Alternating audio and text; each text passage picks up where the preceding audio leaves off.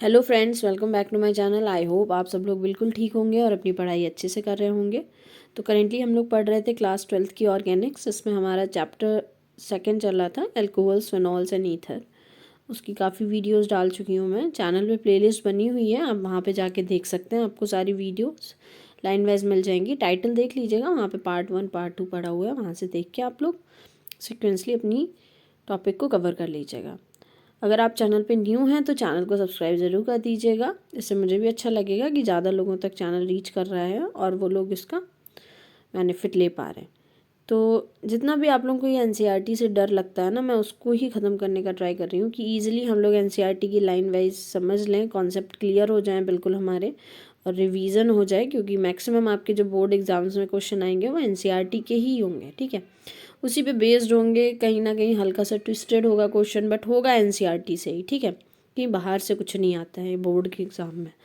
तो जितना हो सके मल्टीपल टाइम एनसीईआरटी को पढ़िए, उसके क्वेश्चंस लगाइए, प्रैक्टिस करिए, आपके एग्ज़ाम्स बहुत अच्छे होंगे, आई विश।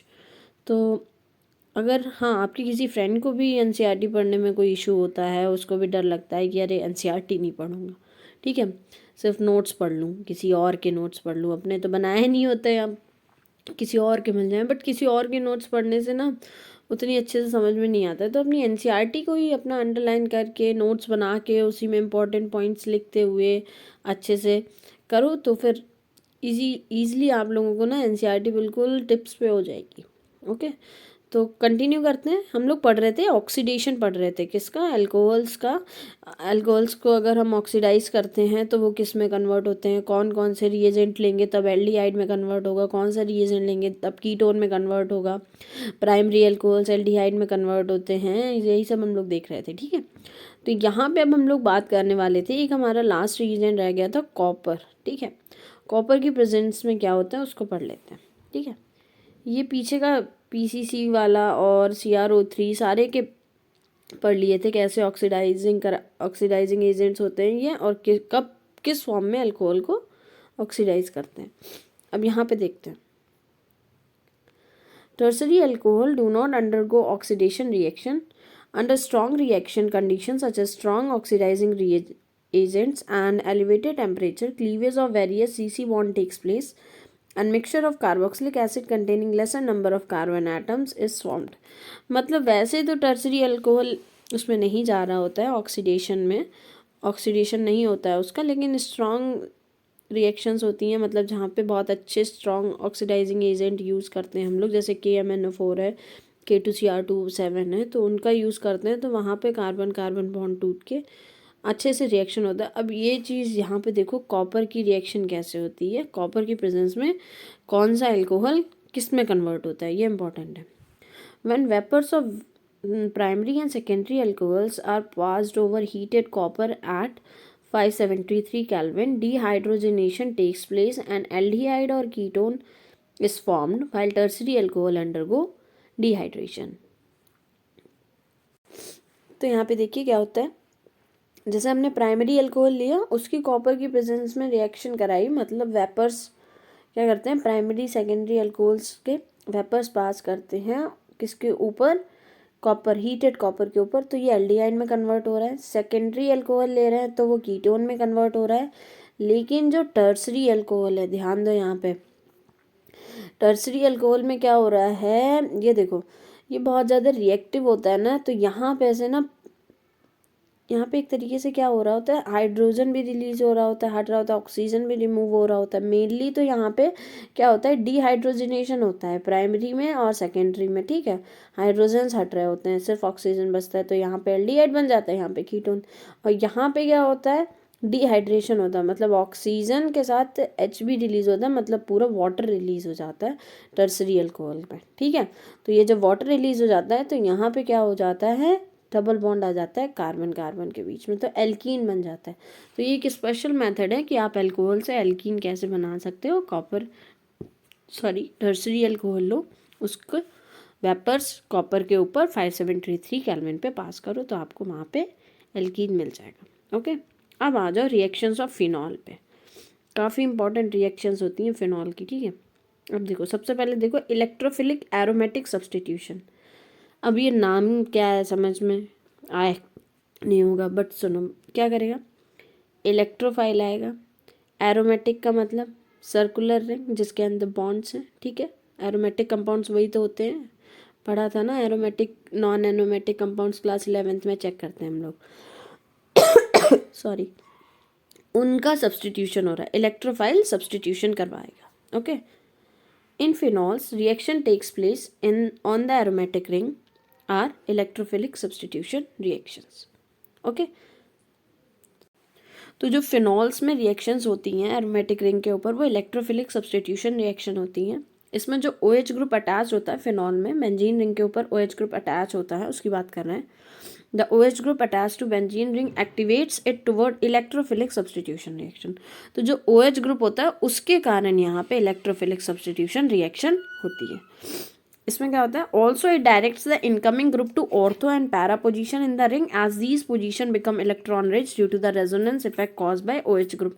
ऊपर पढ़ा था ना, OH ग्रुप क्या करता है, मेनली जो ये ऑक्सीजन होता है ना इसका, इसके नेगेटिव चार्ज जब आता है इसके ऊपर, तो यहाँ पे ये जब अंदर डीलोकलाइज होता है और बॉन्ड्स के अंदर जो डबल बॉन्ड होते हैं, पाई बॉन्ड्स होते हैं, वो भी डीलोकलाइज हो रहे होते हैं, तो ऑर्थो पैरा पोजीशन पे क्या होता है, वहाँ पे इलेक्ट्रॉन रिच, मतलब इलेक्ट्रॉन रिच सेंटर हो जाता है वो।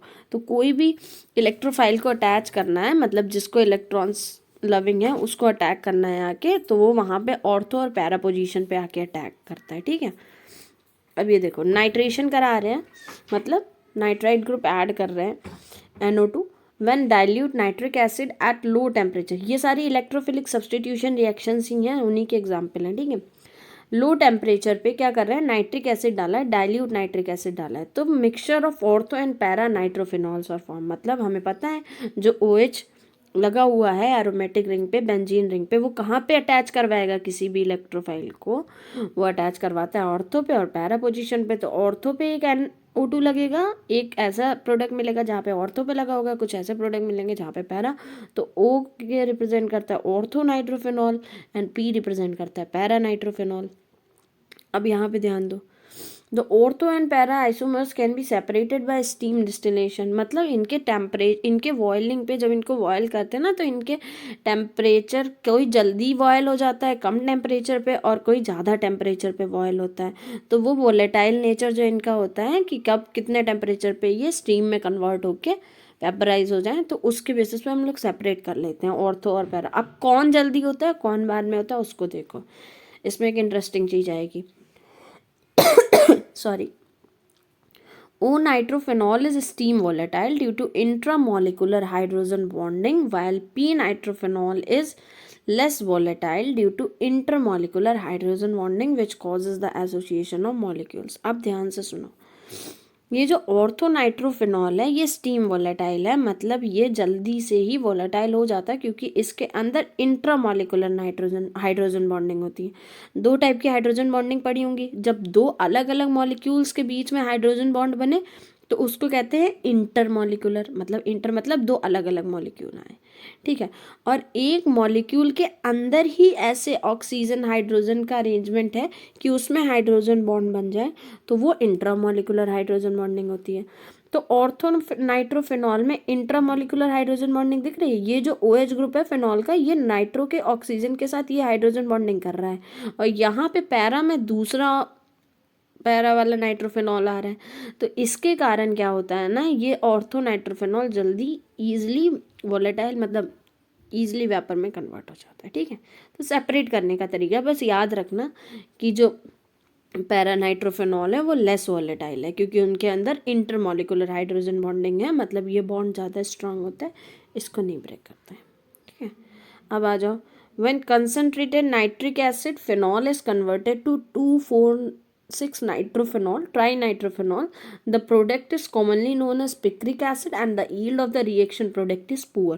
अगर हमको क्या चाहिए कि दोनों ऑर्थो पोजीशन और पैरा पोजीशन पे तीनों पे ही हमारा ग्रुप अटैच हो जाए आके, तो हम लोग क्या करते हैं, कंसनट्रेटेड HNO3 डालते हैं। तो जब दोनों ऑर्थो पे और जो एक पैरा है उस पर भी NO2 ग्रुप अटैच हो गया आके, क्या हो रहा है देखो, 2 ये पोजीशन होती है 1, ये पोजीशन 2, ये 3, ये 4, ये 5,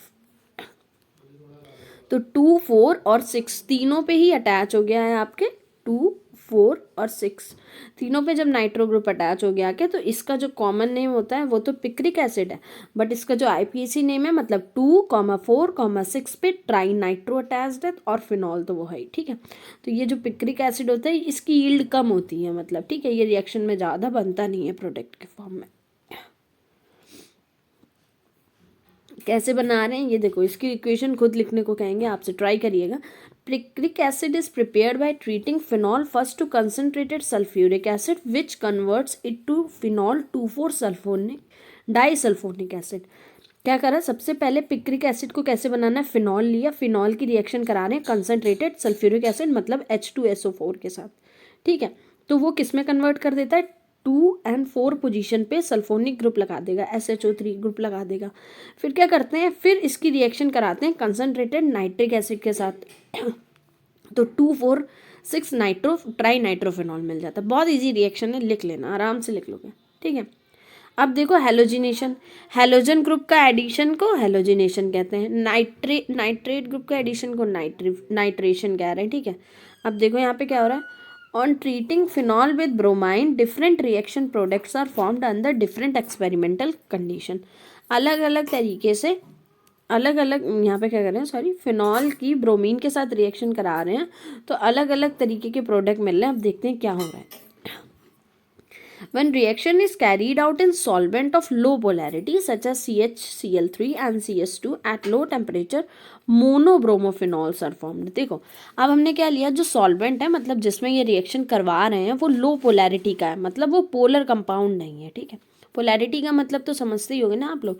पोलैरिटी में मतलब क्या होता है, इलेक्ट्रॉन पेयर्स का किसी की तरफ को ज़्यादा मूवमेंट हो तो उसके कारण पोल्स डेवलप होते हैं, पॉजिटिव एंड नेगेटिव, तो वही पोलैरिटी वहाँ पे बात हो रही है। तो ऐसे सॉल्वेंट लिया जो कम पोलर था, तो उसके साथ उसकी प्रेजेंस में Br2 को जब डालते हैं टेम्परेचर 270, तो हमें मोनोब्रोमो मिल रहे हैं, मतलब ठीक है, मोनोब्रोमो वाले फिनॉल्स मिल रहे हैं, मतलब एक ही जगह पे ब्रोमीन जाके सब्सटीट्यूट हो जा रहा है। और कहाँ पे होगा, ऑर्थो और पैरा पे ही होगा, ये तो हमें पता ही है। और इसमें मेजर कौन सा मिल रहा है, और पैरा वाला मिल रहा है, ठीक है। अब देखो क्या हो रहा है, the usual halogenation of benzene takes place in the presence of Lewis acid such as FeBr3 which polarizes the halogen molecule. In case of phenol, the polarization of bromine molecule takes place even in the absence of Lewis acid due to the high activating effect of OH group attached to the benzene ring। अब देखो हम लोगों ने unit 6 में पढ़ा था कि जो मेनली बेंजीन रिंग्स होते हैं, पीछे वाले चैप्टर में जब हम लोग पढ़ रहे थे, तो बेंजीन रिंग्स में अगर हम लोगों को कोई भी क्या लगाना होता था, हेलोजन लगाना होता था, तो वो किसकी प्रेजेंस में होता था, लुईस एसिड की प्रेजेंस में होता था, ठीक है, देखा था ना। तो कौन से ज़्यादा, क्योंकि वो ज़्यादा ये क्या कह रहे हैं, विच पोलराइजेज द हेलोजन मॉलिक्यूल्स, मतलब वो हेलोजन मॉलिक्यूल वहाँ पे पोलर हो जाता था इसके कारण, ठीक है। लेकिन फिनॉल में हमें कोई लुईस एसिड की ज़रूरत नहीं है, इसमें हम लोग लुईस एसिड की बिना ही यूज़ करे हुए हम लोग क्या कर रहे हैं, थोड़े से कम पोलर मॉलिक्यूल में भी अगर रिएक्शन करा रहे हैं ब्रोमीन की, तो वो जाके अटैच हो जा रहा है। क्यों अटैच हो जा रहा है, क्योंकि वहाँ पे जो OH ग्रुप लगा हुआ है ना फिनॉल में, वो क्या करता है, बेंजीन रिंग को एक्टिवेट कर देता है। एक्टिवेट करने का मतलब क्या है, उसमें अलग अलग जगह पे, ऑर्थो पे, कहीं पैरा पे, उसने इलेक्ट्रॉन डेंसिटी को इंक्रीज कर दिया। इस कारण ये रिएक्शन ईजी है एज कम्पेयर टू बेंजीन की। अगर हम लोग उस पर कोई भी हेलोजन अटैच कराना चाहते हैं तो फिनॉल पे इजीली अटैच हो जाता है एज कम्पेयर टू बेंजीन पे, ठीक है। सॉरी।